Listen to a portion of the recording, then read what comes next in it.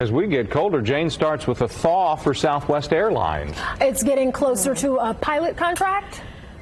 Well, that's what reports say, Scott and Lena. So the airlines and the pilots are making progress, reportedly, to a new deal after months of icy relations. Now, the over 9,000 Southwest pilots are currently in mediation.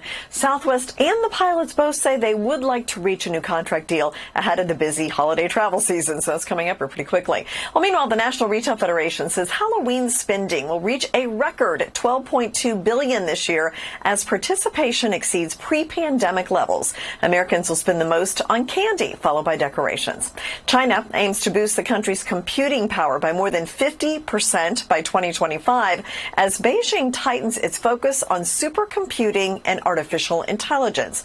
The plan comes amid rising competition between China and the U.S. and in many high-tech areas, ranging from semiconductors to supercomputers to AI. Well, ticket prices for cruises are surging as operators say they're meeting higher demand for post-pandemic vacations.